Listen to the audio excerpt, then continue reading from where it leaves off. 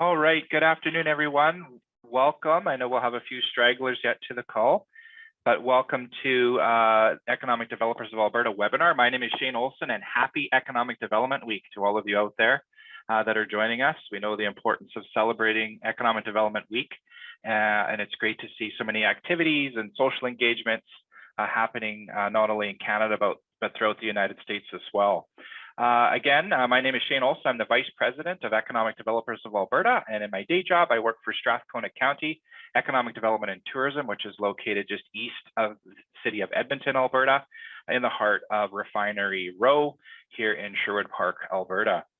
Of course, understanding workforce challenges is something that we've all come to appreciate in our communities. We've heard this for a number of years now within the province of Alberta, but I think in particular, workforce challenges have been heightened lately with the economic surge we've seen in our economy across the province. Understanding how communities can build or what communities can do to build their talent pipeline is very much important when it comes to economic development, how we could support business attraction, retention, expansion, and even investment attraction by growing our talent and our workforce pool. The idea, of course, people being the key ingredient to our success. So we've heard this topic, as I've mentioned, across the province. A number of us are looking at workforce development initiatives. So it's a very good timing to have Bethany Quinn with us here today. Bethany, of course, is an experienced storyteller in the marketing and advertising industry with Golden Shovel, which is located in Maryland, USA.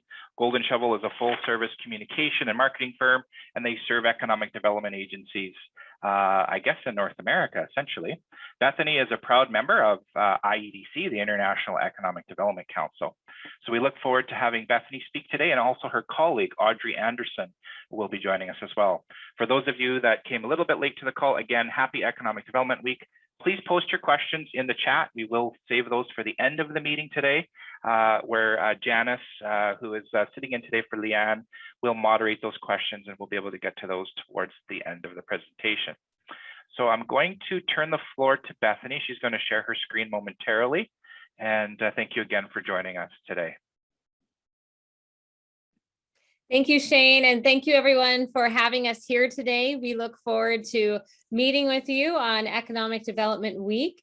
Now, Shane, as far as sharing my screen, I do need permission. I just realized that.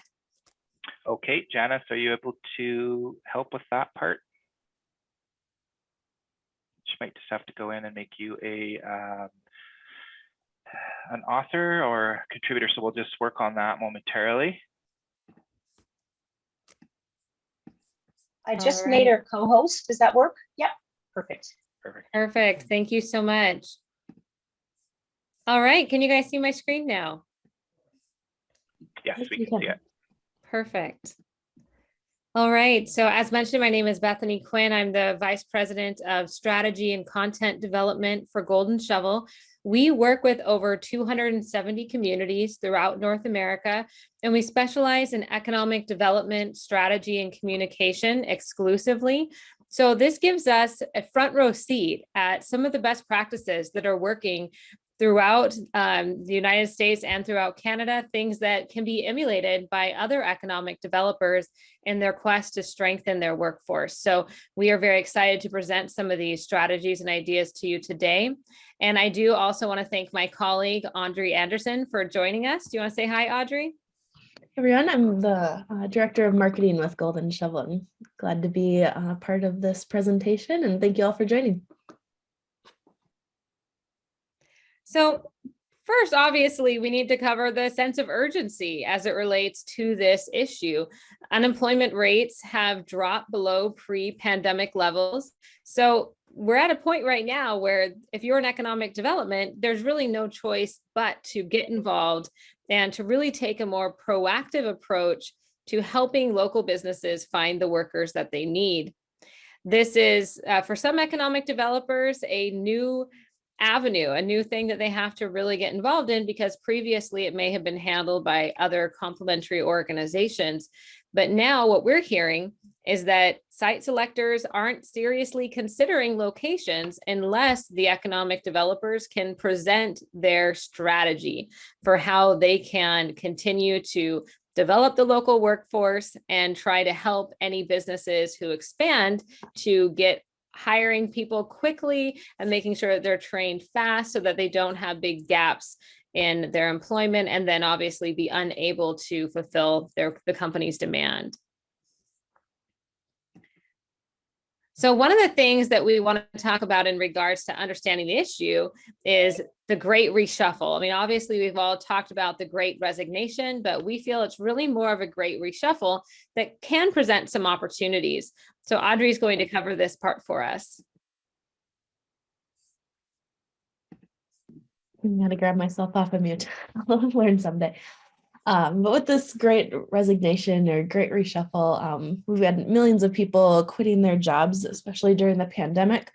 30 to 45-year-olds increased resignations by 20% just between 2020 and 2021. The 20 to 25-year-olds decreased resignation between 2020 and 2021 as they were entering the job field out of college. This was due to and causing at the same time financial uncertainty, and there are also those entry-level jobs reopening. There's also a huge shift to remote work, which we will get more into shortly here. So we did some research on LinkedIn. LinkedIn's team of economics and data scientists identify there's 3 specific areas to be watching the last couple of years and going forward. That's how we work, where we work, and why we work. So we'll get into a little more of how we work. Next slide here. So remote work and hybrid work is here to stay. It does empower that workforce who's on the move. Remote roles are also highly attractive. You can see here that they're just growing more and more, making up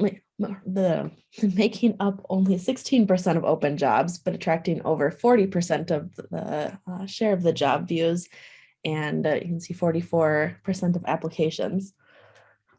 And we find that this creates a really interesting opportunity, especially for smaller communities, to look at becoming a place where remote workers obviously want to live. Because remote work is becoming more popular and so valuable, communities that attract remote workers can also benefit, right? Because a lot of them move with partners who may choose to work in the community itself. So there's a lot of opportunities for attracting remote workers that can benefit the local economy and bring more workers to your community beyond the obvious. I can give a little testimony to that as well. As a remote worker myself, and my husband works on the road, so it doesn't quite matter where we work based on our jobs. So we are able to choose a place that we really want to live and play, and can work from home or on the road. So people are looking for better places to live, I guess, or they're not necessarily tied down by a job at any location. Here you can see also that job changing is up 37% over 2020 amidst the great reshuffles, we call it. You can see the graph's a little blurry, but this actually goes through 2021. Then that trend number 3 is why we work. So workers feel empowered and demand more out of work currently. So going into that a little more, work-life balance is the top factor for most job seekers. You can see that's at 63%. Just under that at 60% is compensation and benefits. And then third, still at 40%, which is still a lot. We've got the colleagues and culture. The economic developers with remote workforce attraction strategy will get these 3 things. They'll benefit from the Great Reshuffle as new remote workers look to improve their quality of life by moving out of those high-cost areas. They can attract new workers into their communities who may move with a spouse or partner, very similar to my case. Attract gig workers or entrepreneurs with small businesses who are also operating remotely. Yeah, definitely. I mean, in Alberta, you have so many beautiful communities. It's an excellent opportunity to attract people who maybe could not have lived there before and could now. We've got these 4 opportunities to consider as well. So first, rethink flexibility and allowing workers to reimagine their life's purpose. A second is skilled-based hiring has momentum, and degrees are a lot less important in many industries, we're finding. Third is training and development are emerging with skills-based hiring to allow workers to find new employment opportunities. And then finally, trust and support. So this is a time to rebuild confidence with workers and to reimagine the employer-employee relationship.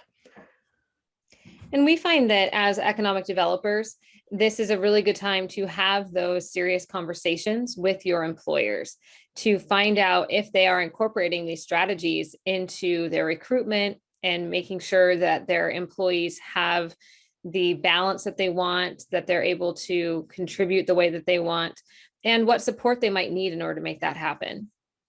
In other words, creating that culture inside of a company where people want to live and then making sure that that's supported by the greater surrounding community is very important.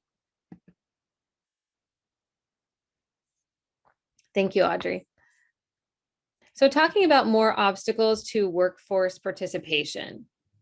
Why are people dropping out of the workforce? So when we look at this, there's several factors at play in the US and in Canada. And among those are retirement. There's a lot of people who decided to retire because of the pandemic, retired earlier than they would have thought. And this left companies unprepared for the mass retirements. Education is another factor. A lot of people are choosing to continue their education rather than getting into the workforce. Maybe went on to a master's program instead of entering immediately, or maybe decided to go and get their bachelor's degree instead of trying to get into the workforce. Family responsibilities and disabilities. So we'll talk about this a little more, each one of these factors, but one of the things that we definitely recommend is to talk to your employers about ways to continue engaging the community of workers who have retired. Now, retiring sounds like a great idea, but a lot of people, once they do, find that they miss being active. So there are ways to potentially engage these people, things like supporting them as an entrepreneur. You know, maybe they might want to consult or create a business where they could work part-time. So where business incubators and things like that were typically more for the younger generations as they were getting started, as an economic developer, you may want to consider ways that you could actually outreach to your retirees to try to get them more involved in the workforce, even though they're not necessarily wanting to work full-time. In addition to education, we're seeing that technical training programs, internships, and apprenticeships are becoming really valuable tools to try to reach the youth who perhaps want to gain a skill and have a good career, but aren't necessarily the right fit for a traditional four-year university. Reaching them while they're still in high school and making them aware of these opportunities is a very key strategy that we'll discuss more to make sure that the workforce that you're really growing locally with children is able to stay in your community as much as possible. Family responsibilities. Obviously, that was huge with the pandemic. Obviously, we're seeing more people go back to work, fortunately now, but it is very important to continue to invest in programs that make it easier for parents to get back to work, especially those who have young children. I think that, you know, the Alberta Early Learning and Childcare Agreement that provided additional funding over 4 years, I'm really excited to see how that plays out, because I think that could be a good example that a lot of other communities could learn from you as far as your investment in childcare and the ability to get more parents back to work because of it. The other factor that needs to be considered is disability. So we actually had an entire webinar that we'd be happy to share with all of you with the National Disability Institute, who talked about how important it is to recognize that there is a group of potential workers in every community that is mostly overlooked. People that have varying abilities are not barred from the workforce as long as there are programs in place to allow for reasonable accommodations. And it's very important to consider how to bring them into the workforce, especially now when talent is very limited. So very often it comes down to making sure that community workforce training programs also have training opportunities for people that have varying levels of abilities, and also working with HR managers at companies to ensure that when they are posting jobs, they can identify which jobs could maybe be done by someone who has struggled with some of their speaking abilities, but could write very well, or maybe needs to use a wheelchair or a walker, but still would like to work at the job. Maybe they could have a desk job. There's these types of reasonable accommodations that employers very often don't think to offer, that bars people who would love to work there from being there. So these are somewhat difficult, but very important conversations to have. And we're finding that even more so in the wake of COVID-19 and how many people are suffering from long COVID.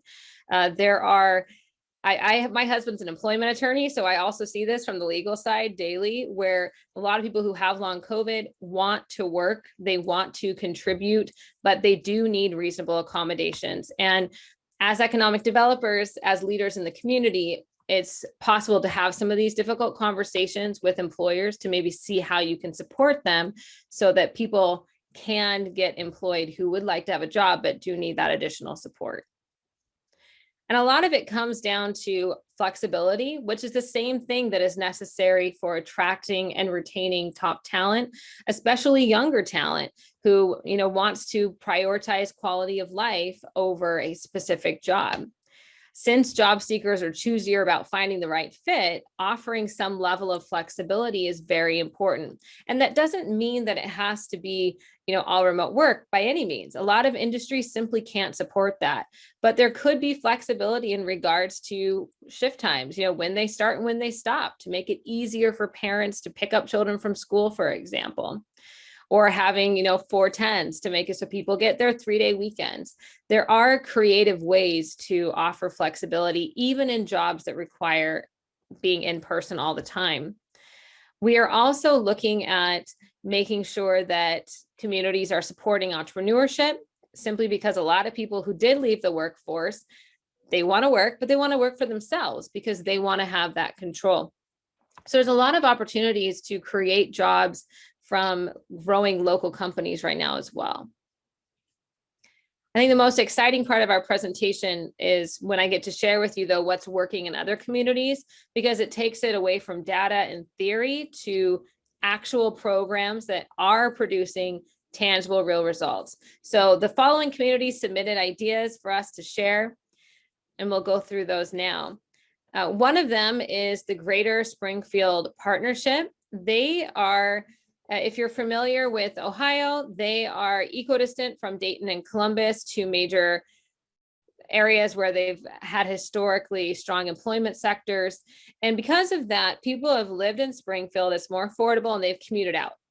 Well, this has created a challenge because they have attracted some serious projects recently, and they have a lot of jobs that need to be filled. So they decided to launch a big marketing program to ask people to reconsider Clark County, to take away maybe what they thought they knew about opportunities locally and look at what the opportunities are today. And so they have a very comprehensive marketing campaign that includes storytelling, videos, featuring local companies, an attraction website, TV ads, billboards, digital ads. I mean, they're really doing it all.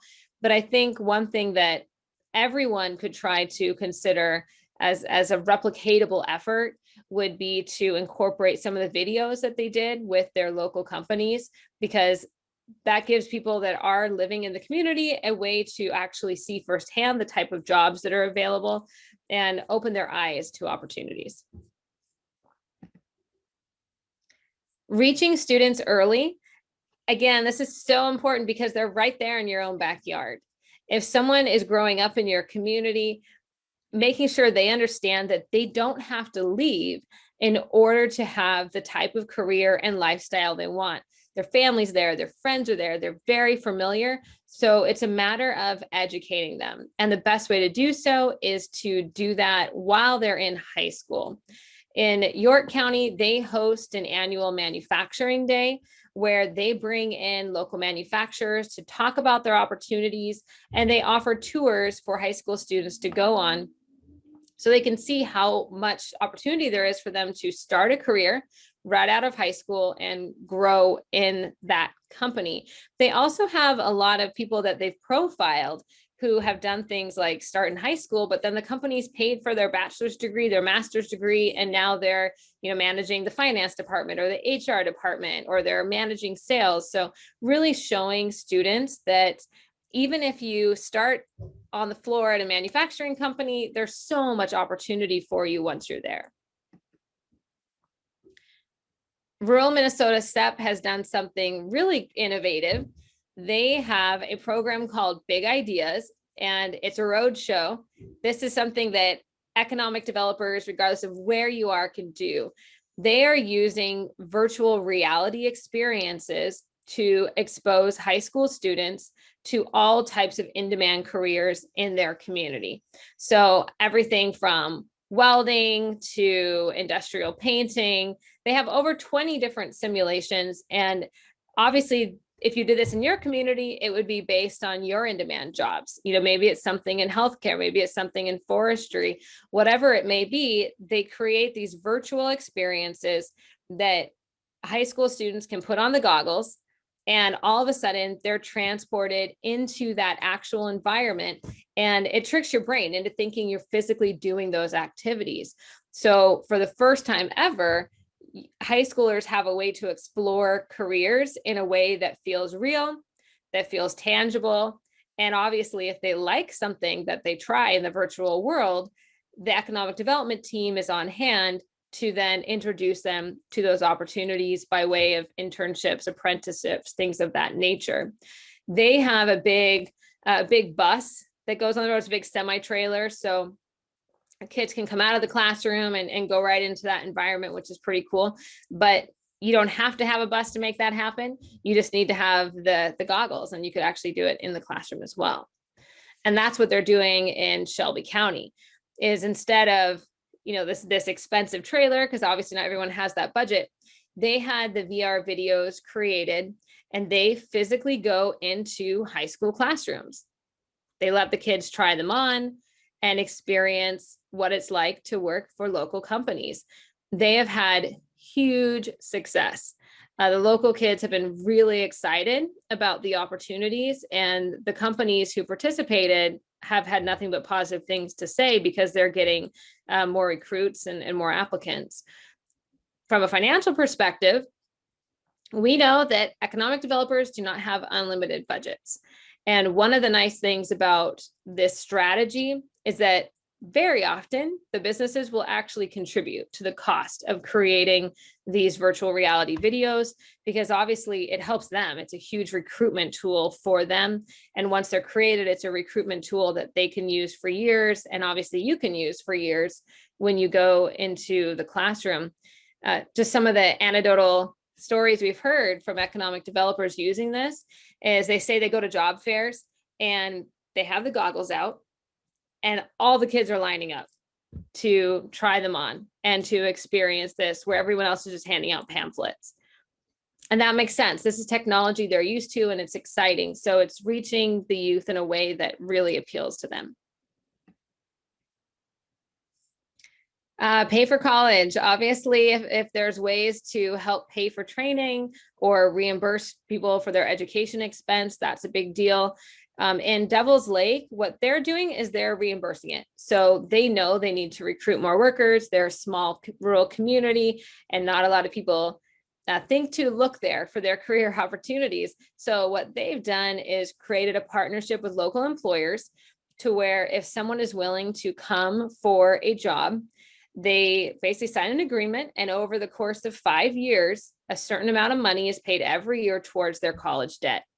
So it's a great way to recruit recent college graduates, or those who've been in the workforce for a few years but still have debt and would like opportunity and would like to have their loans paid off at the same time. That's been a fantastic recruitment tool for a community who was previously struggling to recruit new workers. We do understand that housing plays a critical role in your ability to attract workers to your community.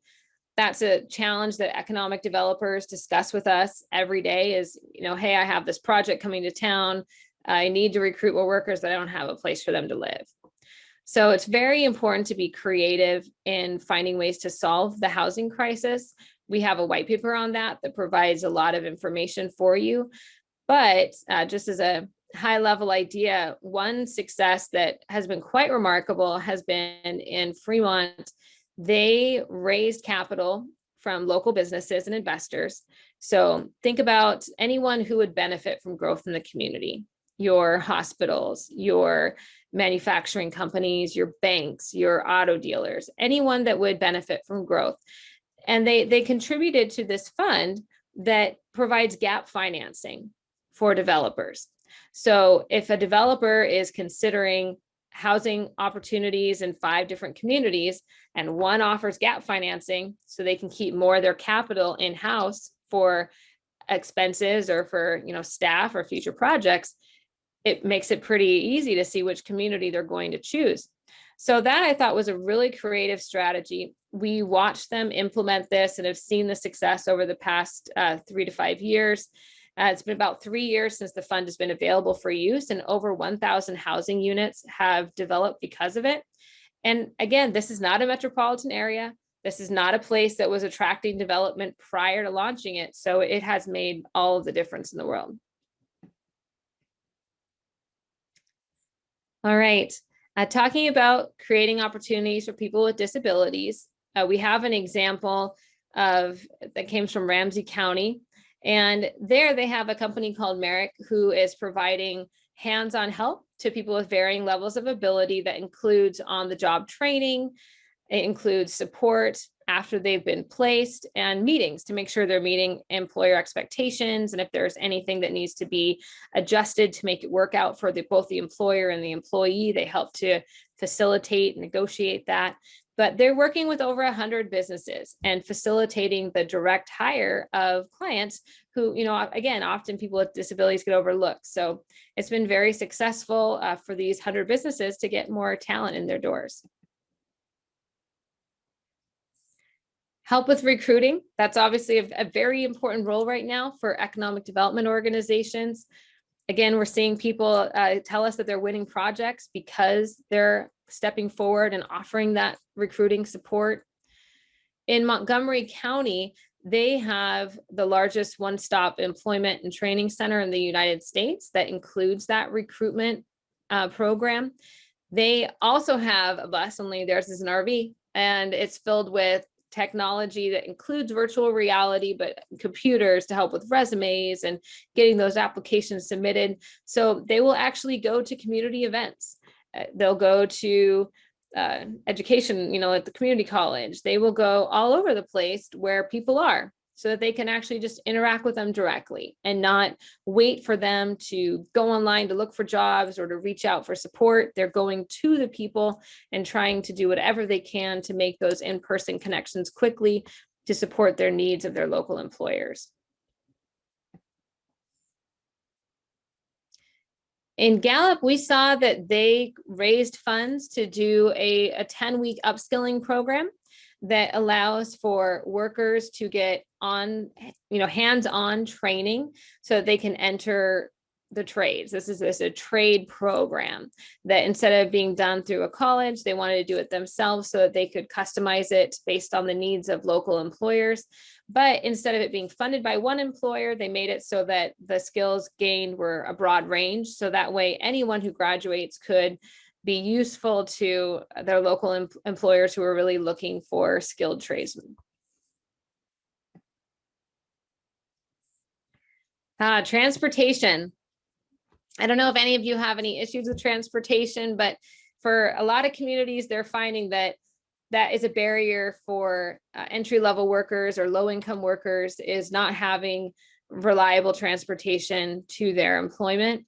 So one community, they offered a shuttle service for employees. They raised the funds to pay for that. And what they're doing is they're giving people rides to and from work, and they're a rural community. They're shuttling around 50 riders per day. But in their community, those 50 people make a big dent in the employment numbers. So this has been a very successful program to make sure that, again, if there's a barrier, as an economic developer, they're thinking, hey, how can we remove this? And the best way for them was that shuttle service, which I believe that was paid for through a combination of grant funds and then obviously employer contributions.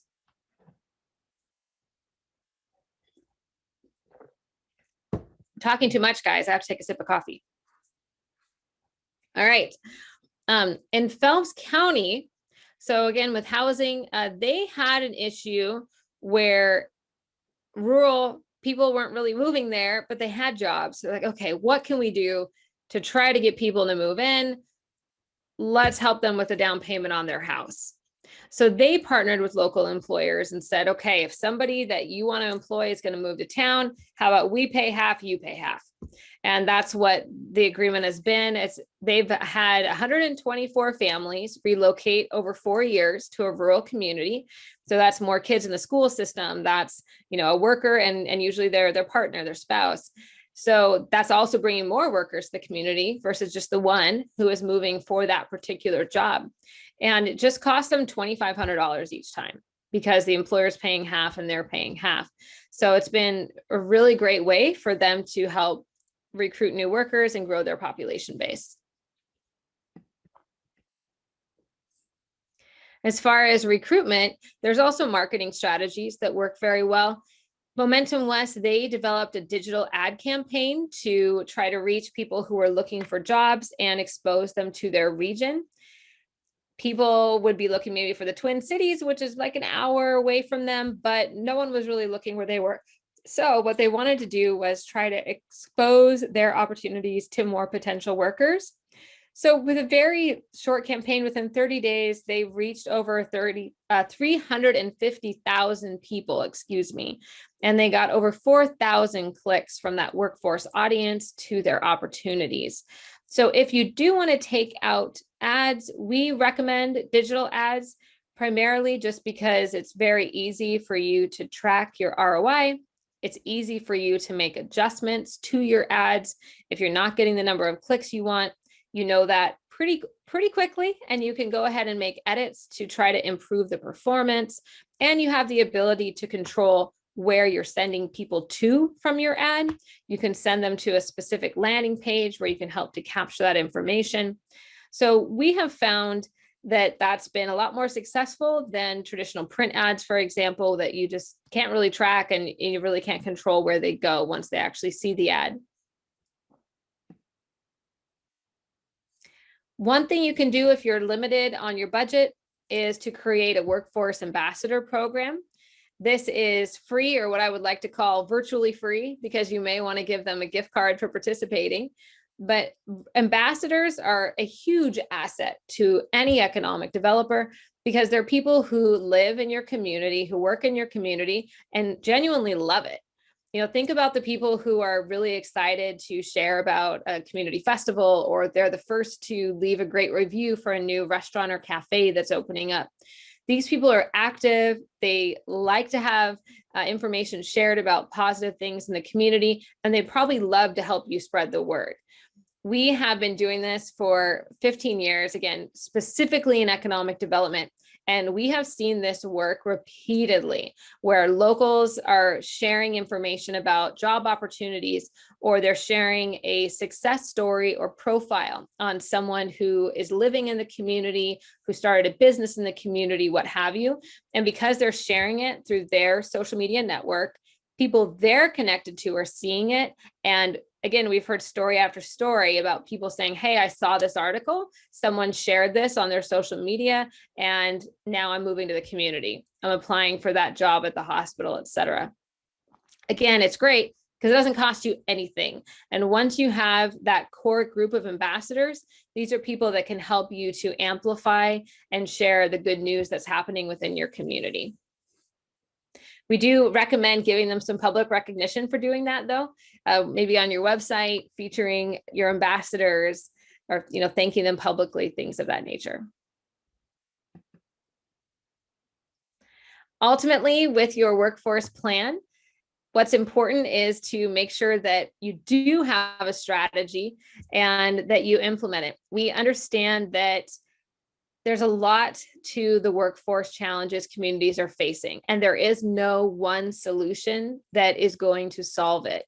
But we do recommend getting started, because even if you're able to implement one thing at a time, you will see positive results. And our white paper, which is free, goes into a lot of these examples at a deeper level. But for now, I'm going to take a drink of coffee and stop talking and answer your questions.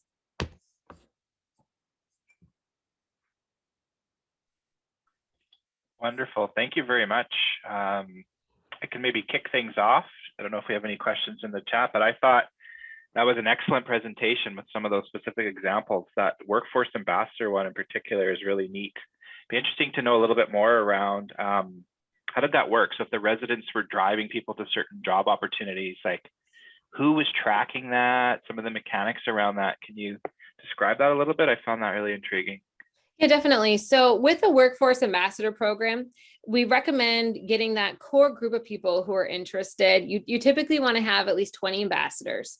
And what happens with Golden Shovel is, because one of our core products is we build and manage economic development websites, and we also produce original content and social media for our clients. So because of that, when an article, like I said, a success story, for example, of a local worker is posted on that site and shared on social media, we're able to track the analytics as far as how many people clicked on that, how many people visited that page, if there was a button to click in order to apply for a job, how many people went and did that. So we have the analytics tracking on the back end for the sites we manage. I would recommend speaking to your web provider to see what type of analytics that they could give you. But the really interesting thing is that when you do things digitally, it always has a footprint. So you do have that ability to track what's happening significantly more than anything that's offline. Very good. Well, if anyone else has a question, please raise your hand or put it in the chat. I guess another one that I've got while we're waiting is Manufacturing Day. That one jumped out to me as well. Mm-hmm. That was in York County, the Development Corp in Nebraska. So students and companies were introduced at the high school level to potential jobs. So what were some of the tracking ways that you could do that? Because that one I'm guessing was in person, or was it virtual as well? So this was in person. And what was really cool is that they've been doing this for several years now, is they have obviously their pool of employers who are willing to participate. And I believe they had over 20 this last year, where they agreed to either offer tours to the high school students, or they agreed to come in and speak to them in school. So they had manufacturers that came in and spoke during assemblies, and also those who spoke to certain classes of, for juniors and seniors. And what was great about that is they had students obviously register to attend and to participate. So this gives some really good information to the economic developer, and then also to those companies to be able to kind of, send them follow-up information and to recruit them. Because the kids who are interested in this, very often, they're people who they don't really want to go to a 4-year school anyway, right? But they don't know what opportunities exist in town. They have no idea. And there's no way for them to be exposed to that. There's no way for them to just walk into a manufacturing company and say, hey, what's going on here? They're more likely to be exposed to the service sector, to jobs that are not going to really give them that living wage long-term in the community. So this helps to bridge that gap. And once obviously students participate, there's that ability to cultivate and nurture that relationship over time. York has had a great amount of success, as I mentioned, getting kids in at a young age, and then them able to grow their career even outside of that basic manufacturing, to work in multiple different capacities for the companies in town. And it starts at that high school level, getting them in the door. The last thing I'll say about that is, one of the reasons it was so important for them to do that is because kids had no idea how much technology was used in manufacturing today. They had this idea that it was like all just very dirty and dusty, and being able to see firsthand that manufacturing can be very high tech and very clean was an eye-opening experience. Very cool. Heather had her hand raised. Yes, go ahead, Heather, from Prairies Cannon. Hi, yes, just a question. So I know there's some efforts here in Canada and across at the provincial level as well in Alberta to attract newcomers or immigrants into rural areas for jobs. And this is something that I don't, unless I missed it, but I think I was paying attention the whole time, that you didn't touch on. So I'm just wondering if you could speak to that as a strategy, like the strengths of that strategy or the challenges, because it certainly isn't without its challenges as well. Right. So we pass that out. Yeah, absolutely. And I think that, again, with workforce, it's so important to have a multi-pronged strategy. So recruiting immigrants, recruiting newcomers to the community to work is definitely a good idea and should be part of anyone's strategy. The challenges that we see are as a part of that, again, a lot of it comes down to housing and getting people settled in and acclimatized, because even if they do move to the community, if it's difficult for them to find a place to live, if it's hard to figure out how to enroll kids in school, how to find a doctor, how to get plugged into a social network, then a lot of times people don't stay. And that's not necessarily good for employers either.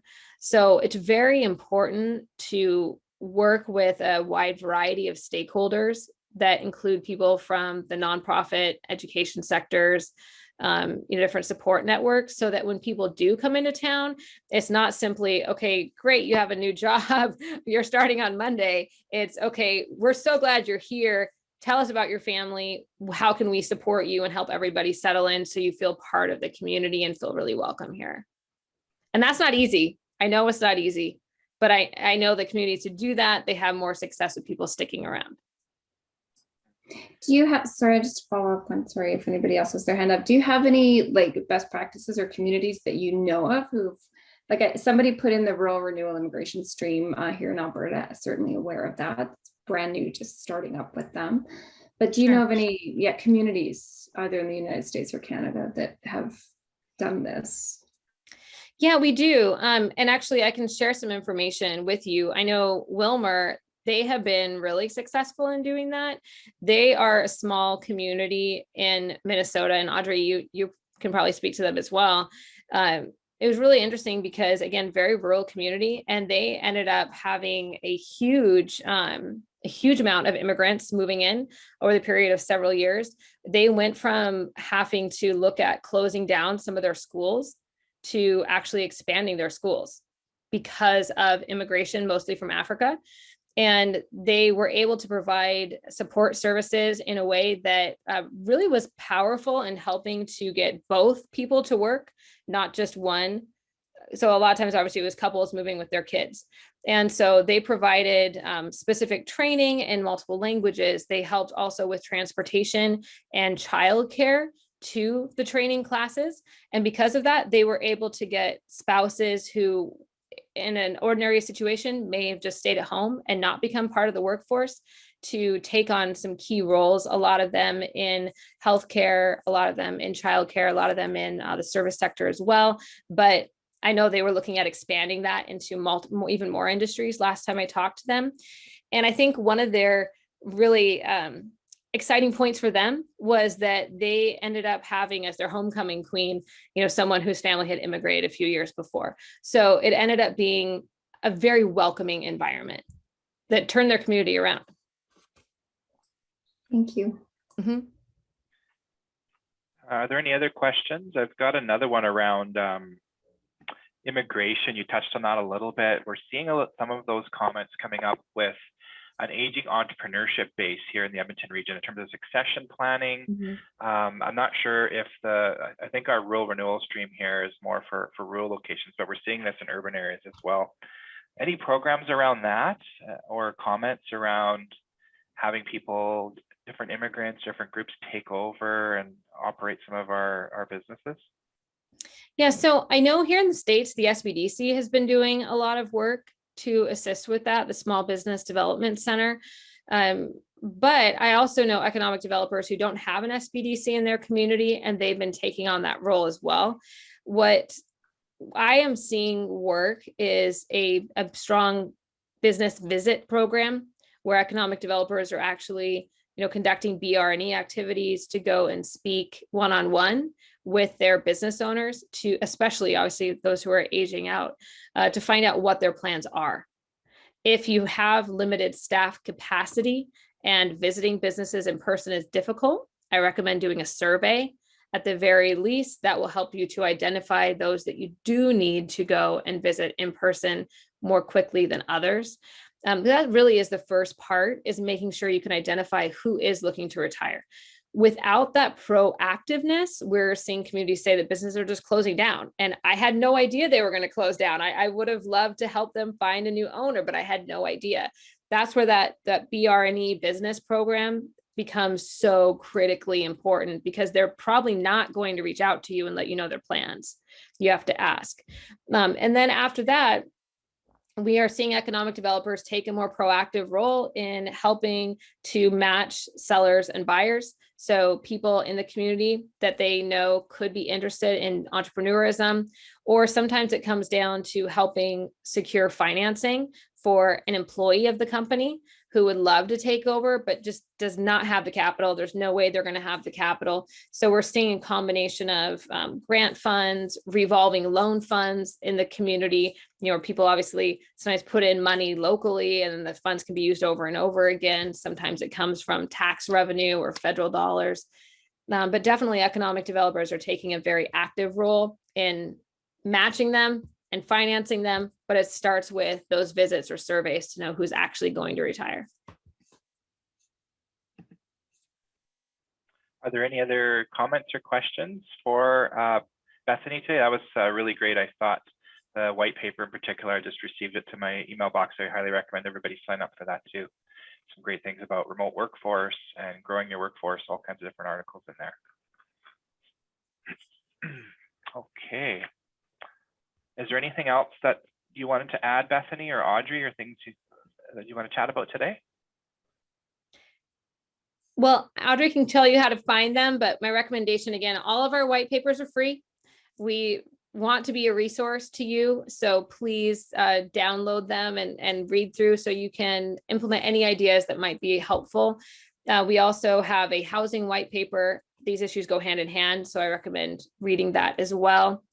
My final parting thought to you is that if you have limited budget and you want to start with something you don't know where, I would start either with your digital campaign to attract more workers, because again, that budget can be small and you can control and change it at any time. And then I would also recommend the virtual reality videos.